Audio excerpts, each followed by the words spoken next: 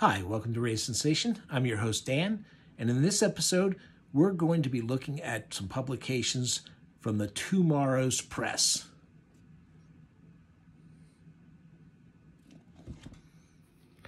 Okay, so like I said, this is, these magazines I'm going to look through are all from the TwoMorrows Press. That's TWO Morrows, TwoMorrows Press. I first became aware of them because they have been long publishing a book called The Kirby Collector, which is all a magazine devoted to Jack Kirby, of course, and it's devoted to things that you probably did not see of Jack's. I mean, Jack just produced a tremendous amount of work. And, you know, he did many sketches and much artwork that wasn't used for any projects. And they kind of collect that together. They also look at you know, when they find rough pencils of things that, you know, the original pencils for things that were used, you know, just all kinds of stuff like that. And people talking about Jack's work and things like that. It's a great magazine. Unfortunately, I don't have any here right now to show you. I just have a couple of these other magazines that they put out. Another longtime magazine of theirs is Back Issue, which covers the regular comic book, you know, world. Lots of overviews of characters or histories of an artist's work or a writer's work on a title, things like that. I have just about every issue, I think, that of Back Issue that was based around horror comics or sword and sorcery comics, different things like that that were really interesting to me. I'd pick them up. This is the first issue they did of something. This is summer 2006, #1. This was a title, I don't think that many came out. They might have picked it up again since. I'll have to check their website, you know, because honestly, I don't know what, if they have done any of this. They only did a couple when they were first doing them. It didn't come out that often. This is rough stuff. And this is basically sketches or pencils for pages and stuff. And you get a lot of that in Back Issue. You know, they have different stuff now and again, but that's all this is. And so this is fantastic for those of us who are really into pencils. A lot of times, you know, I'm not really that interested in the superhero stuff. I have my own interests that I'm into, and you know, but a lot of times I still find this stuff interesting. I mean, you can see who all is covered in here: John Byrne, Alan Davis, George Perez, Kevin Nowlin, Walter Simonson, Arthur Adams, Garcia Lopez, and Bruce Timm is the cover person. And at the time, I didn't know Bruce Timm had done any comics work. I was only familiar with the work he was doing for the DC animated shows. But I love his style. I think it's great. You know, it starts right off. Here's some, you know, some of the designs he was doing. This is different ways the different work for the Joker. Now, I think some of this ended up in that one Batman the Animated Series book, or something very similar to it did. But there's all kinds of stuff here. Here's a Flash Gordon thing. There's you know, there's just a lot of different faces here. He likes to draw pinup girls, and I like to see pinup girls, so that's always nice. Oh, I love when he does stuff like the Demon. I think that's a great Demon.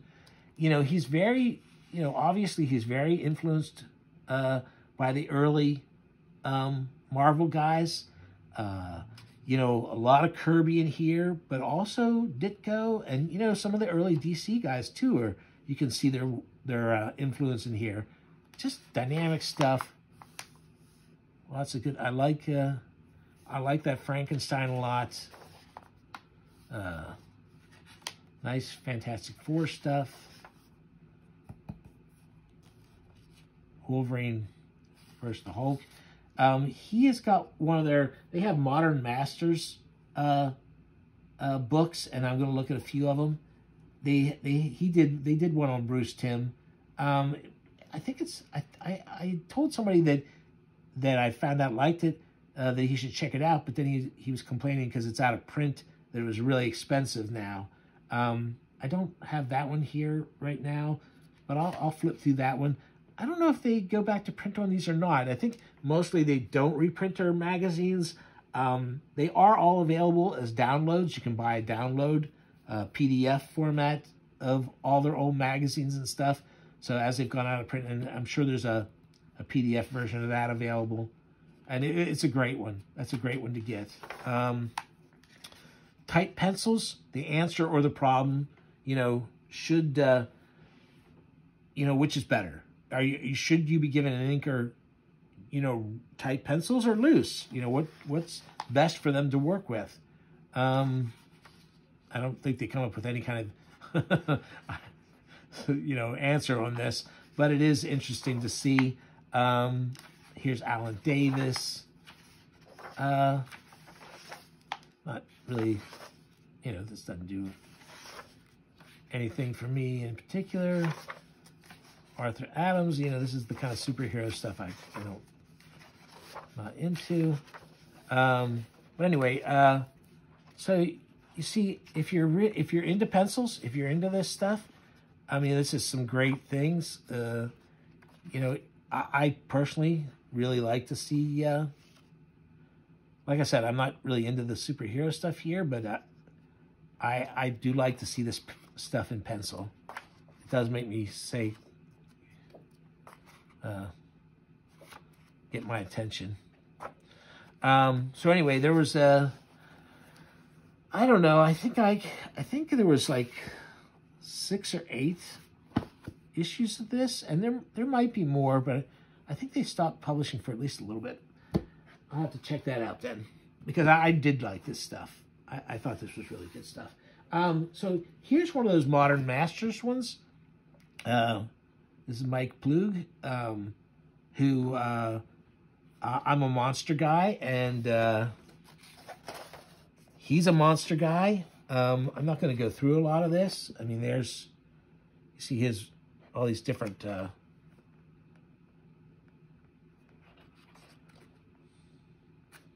Werewolf by Night. Werewolf was my favorite monster. To be honest, though, this I think they made him this kind of werewolf because it kind of still looks a little sympathetic to me when it's this kind of werewolf. Kind of reminds you of Lon Chaney Jr. and how he's cursed and doesn't want it or anything. Whereas the Bernie Wrightson werewolf, which is how we kind of think of werewolves now, that big elongated body and that much more wolfish snout. Those are kind of my favorite werewolves. There's a nice monster mashup pick. What did I highlight there? Oh, this was, so Mike went on to do a lot of work for the movies. That's what happened when he disappeared. It paid a lot better, so he disappeared from comics for a while and got a lot more money for doing films. He was one of the 3 artists that worked on John Carpenter's The Thing, so there's some of his stuff in The Thing. That's pretty nightmarish.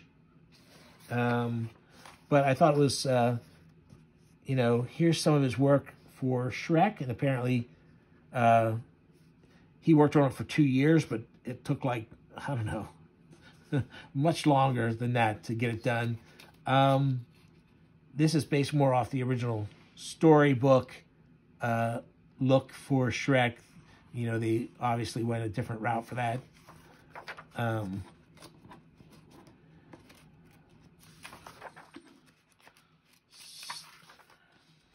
Yeah. Then here's some of his later stuff. Is him doing fantasy illustrations. And I recently saw posted online a really good fantasy thing. I think it was, I'm trying to remember what it was. I think it was a Lord of the Rings thing, but just fantastic work. And there's storytelling in the creative process, Peter Pan stuff, and here's an art gallery.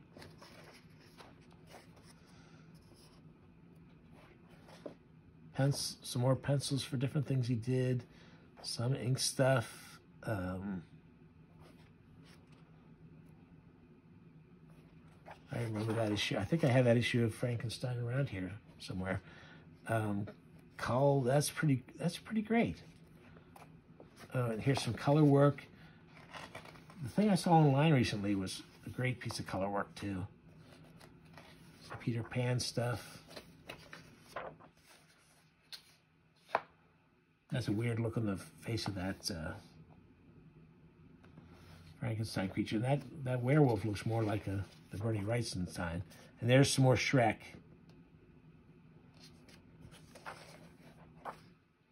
So that's a great book. Here's some more of these books from the series. Many of the same people that were in that Rough Work thing. Again, a lot of superhero stuff. You know, I'm not that into it, but there's the Bruce Timm one I was talking about. There's the Mark Schultz one. That's a good one. The Mike Allred, you know, that's a good one too. I have the Kyle Baker one around somewhere. That was really interesting. It's got something. I like John Romita Jr., but I don't have that. So, but anyway, you can see there's a lot of, you know, depending on your taste in artists, there's a lot of these, and they are great books. If you're into somebody, you really need to track these down. This was $14.95 at the time it was released. I think they went up a fair deal. This is aside from the Kirby Collector, I think back issue is there are other big mainstay magazine. Like I said, this is like has a lot of history stuff in it. This issue, like I said, I buy all the ones that have history of comic book stuff in it. Hosts of Horror. This is about the horror hosts, the later horror hosts. So it's the Warren ones, you know, as opposed to the EC ones. It's the Warren ones and the DC House of Mystery ones. One of my lights is doing a little glare here. Let's see if I can get it to not be quite so. There it is. I think that'll do it. I think that's okay. And depending on what kind of paper they are, it switches back and forth. So yeah, so here's so it talks about the Warren ones, then it talks about the DC ones. Like I said, I'm not crazy about horror hosts myself. I can take them or leave them. Here's an article on some of it's an interview with Wrightson talking about some of his later things he did. There's the Creep Show they did. Oh, and this is about Sergio Aragona's horror stuff, and he did the DC horror hosts in these in funny strips. I remember those. These are actually kind of funny. I mean, if you like Sergio, you'll like this. And his work in Plop, I mean, those I bought these because of the awesome covers with Basil Wolverton. But his stuff is funny. Some of the issues are mostly just the kind of stuff that would have been in any of the DC horror stuff. It's kind of lame, really. But I do like his take on the horror host. That's funny.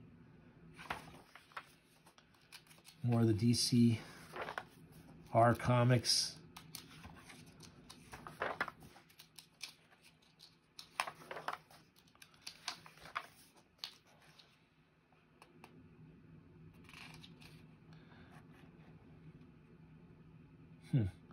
Oh,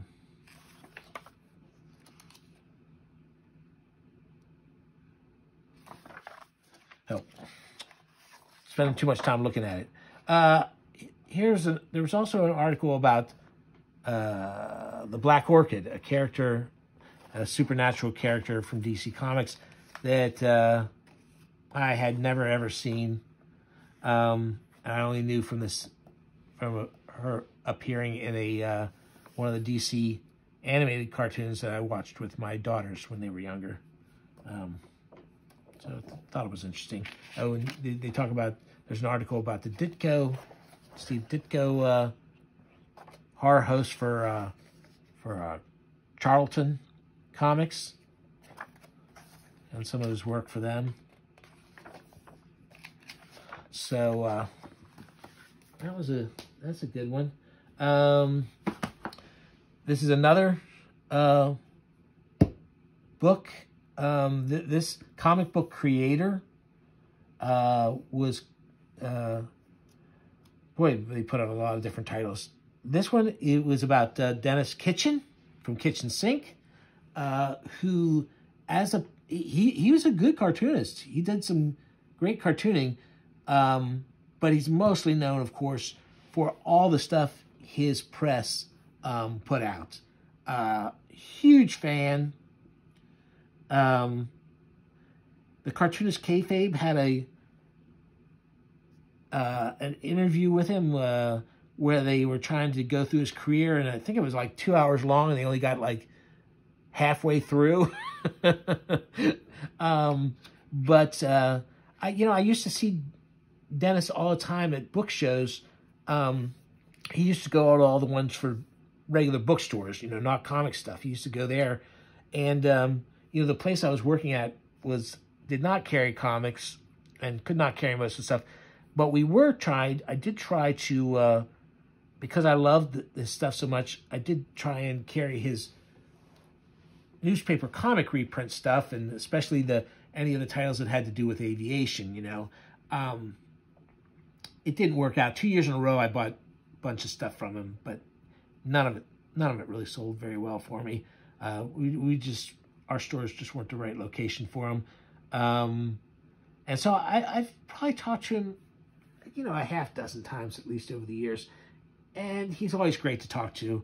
Even though he was there to sell to a regular bookstore audience, he still would take time to talk about some of his other stuff. And I just saw him at the 2022 Small Press Expo. I saw him sitting at his table, and he looked really lonely, even though the place was packed. Now, I'm sure that was just a momentary thing. I'm sure some people did go up to him.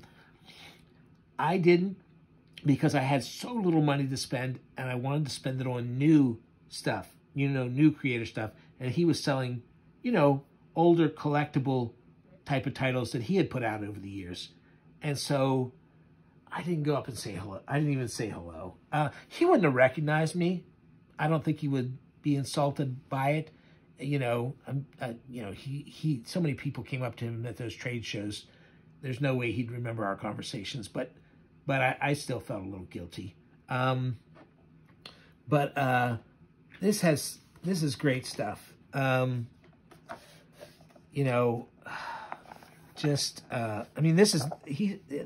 not the only thing. There's all kinds of stuff in here. Here's one of the people who was debunking the scientific analysis that was done in Seduction of the Innocent, which is old news at this point, but talks about all the holes in the way it was conducted, and different things like that.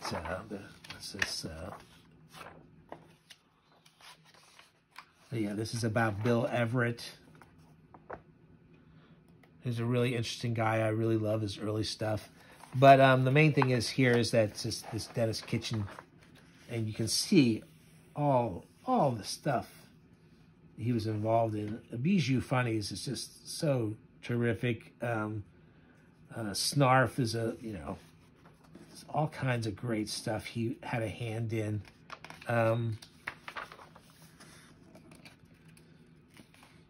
There was something else I was going to point out here. So this kitchen sink press stuff, very, very good. They even talked to him a little bit about some of the other stuff he did just to make money there at the end. Here's the Will Eisner stuff he reprinted when Eisner was needing a place to go. There's Mail Call. That's one of the things I picked up for the Air and Space Museum to try and sell. Didn't work, but you know, I tried. Comic books, comics. Decent attempt. Oh, I loved Blab. Some of these things, you know, just a lot. Melody. I mean, there's just so much good stuff over the years. He had his own bong. Different logos.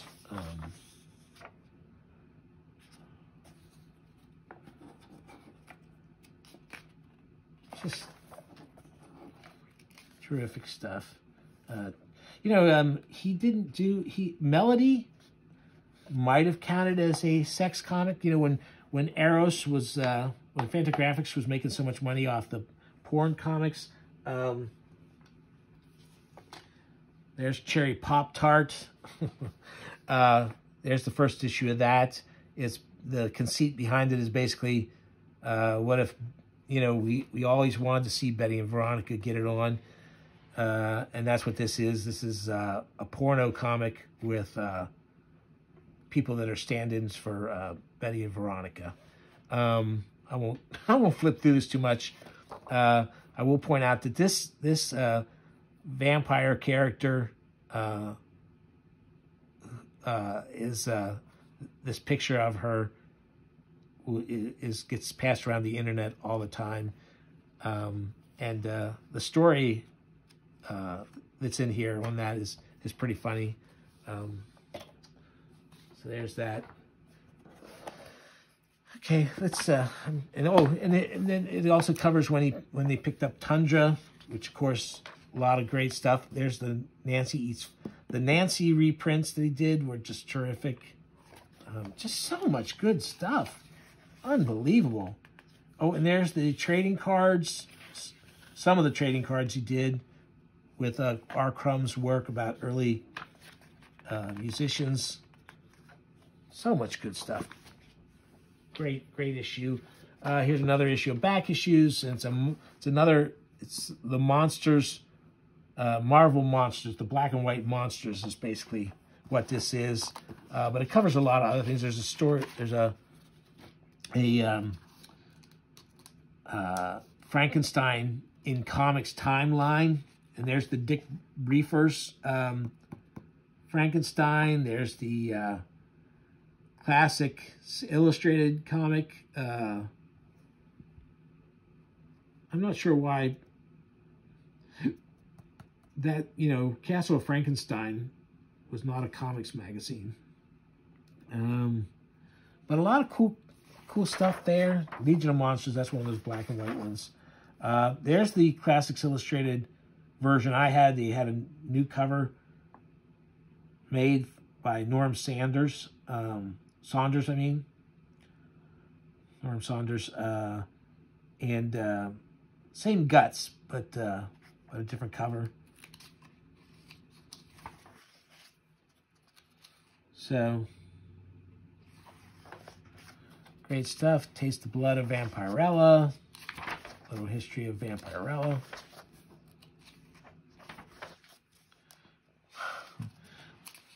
Morbus, the Living Vampire. I did actually, when that movie showed up on cable, I did watch it.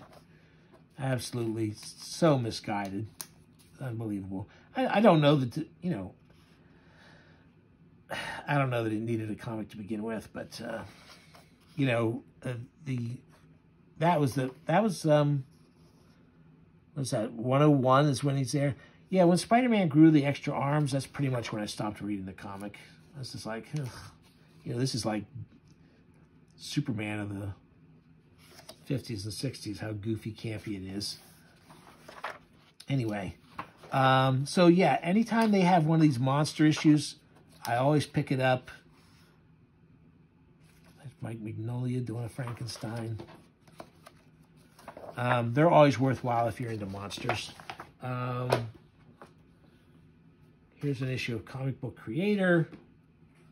Stephen Bissett. I just saw Stephen on one of my favorite shows, favorite YouTube shows, Saturday Morning Cartoons, in which a group of people watch a bad cartoon from the 80s, maybe sometimes the 90s, and basically laugh at it. And he was there to provide some context about the Universal monsters because of him knowing all things monsters and stuff. This is an article in here, too, about Bud Plant. I still order from Bud Plant sometimes. If you're not familiar with Bud Plant, a lot of times they're selling books at full retail price. You might say, I can get it somewhere. I'll find it somewhere online cheaper. But they do have a lot of specials. And if you're willing to take one of their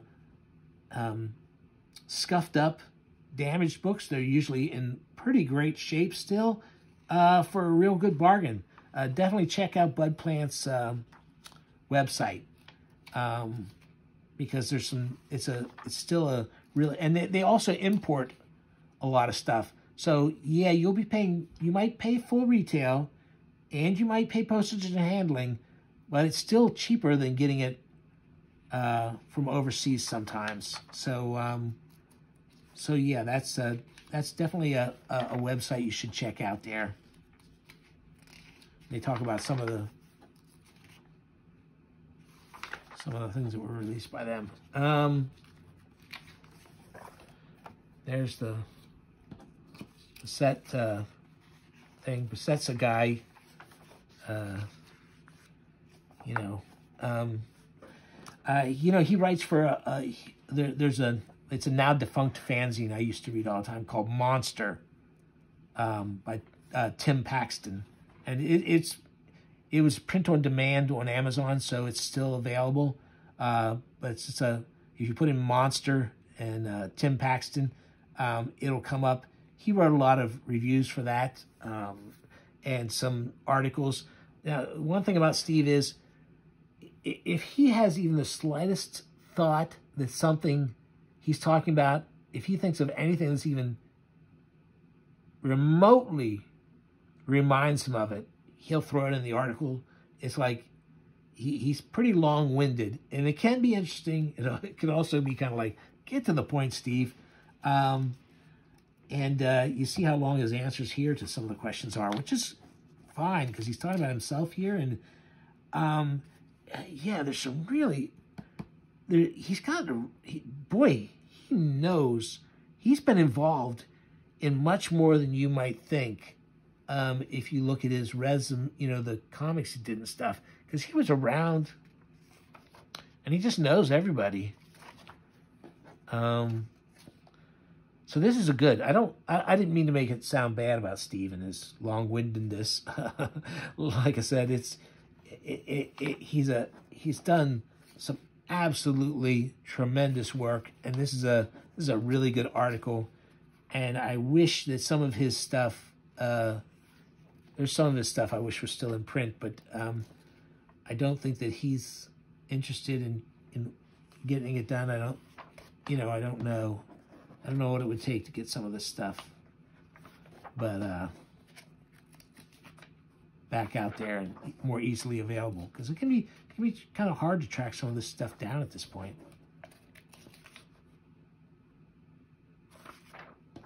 Look at all this stuff, and of course, you all know I'm a dinosaur nut. This was so fantastic. I'm so sad that this did not go the way he wanted. Just look at that. Man. I didn't know he did a Comics Journal thing. I forgot about this. I think I probably, when I originally got this and looked at this, I said I should track that down. And I don't think I ever did. You know, I'm interested in too many things. I can't keep track of it all. Anyway, another great magazine. This is the last one I'm going to do today because this is the last one that I had in this box that I opened. So that's how I'm deciding. This is Guy Davis.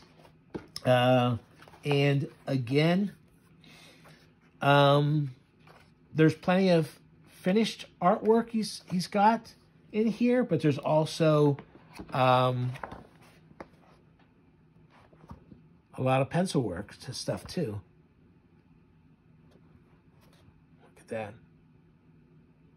Now, some of this kind of stuff does end up in the back of those collections of the BPRD books, you know, his work on designing the monsters. But boy, those are some good monsters, you know. I love the stuff he was doing. I loved it. I love the way he draws his figures too. He's got some great body types that I don't see other people doing. The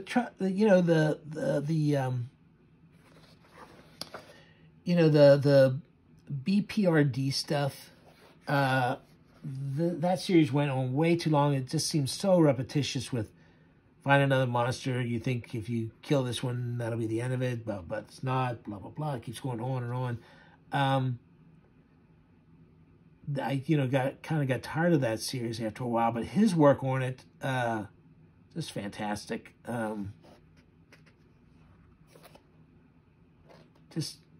love, oh God, I love that. Of course, that's,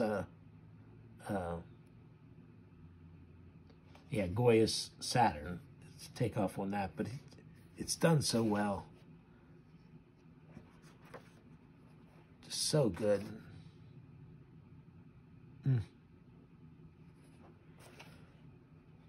Here's his art gallery.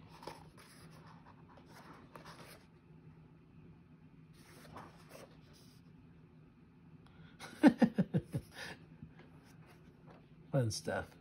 Very fun. Dick Tracy.